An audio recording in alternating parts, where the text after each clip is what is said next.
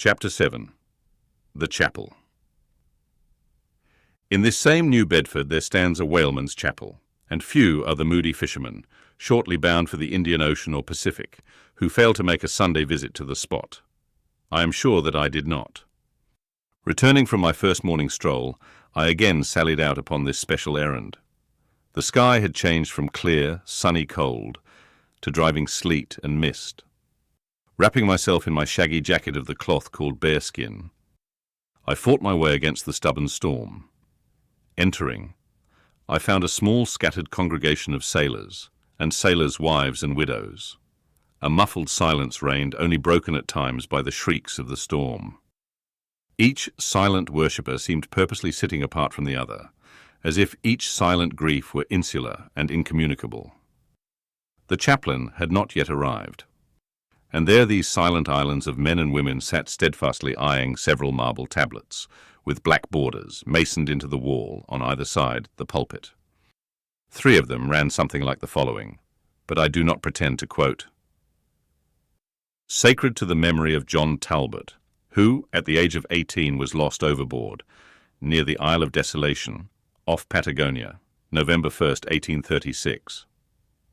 This tablet is erected to his memory by his sister, sacred to the memory of Robert Long, Willis Ellery, Nathan Coleman, Walter Canny, Seth Macy, and Samuel Gleig, forming one of the boat's crews of the ship Eliza, who were towed out of sight by a whale on the offshore ground in the Pacific, December 31st, 1839. This marble is here placed by their surviving shipmates. Sacred to the memory of the late Captain Ezekiel Hardy, who in the bows of his boat was killed by a sperm whale on the coast of Japan, August 3d, 1833. This tablet is erected to his memory by his widow. Shaking off the sleet from my ice-glazed hat and jacket, I seated myself near the door, and turning sideways was surprised to see Queequeg near me. Affected by the solemnity of the scene, there was a wondering gaze of incredulous curiosity in his countenance.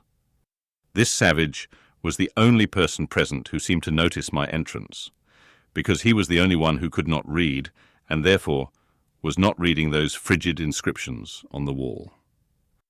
Whether any of the relatives of the seamen whose names appeared there were now among the congregation, I knew not. But so many are the unrecorded accidents in the fishery, and so plainly did several women present wear the countenance, if not the trappings of some unceasing grief, that I feel sure that here before me were assembled those in whose unhealing hearts the sight of those bleak tablets sympathetically caused the old wounds to bleed afresh. O ye whose dead lie buried beneath the green grass, who standing among flowers can say, Here, here lies my beloved, ye know not the desolation that broods in bosoms like these. What bitter blanks in those black-bordered marbles, which cover no ashes! What despair in those immovable inscriptions! What deadly voids and unbidden infidelities in the lines that seem to gnaw upon all faith and refuse resurrections to the beings who have placelessly perished without a grave. As well might those tablets stand in the cave of Elephanta as here. In what census of living creatures the dead of mankind are included. Why it is that a universal proverb says of them, that they tell no tales, though containing more secrets than the Goodwin Sands.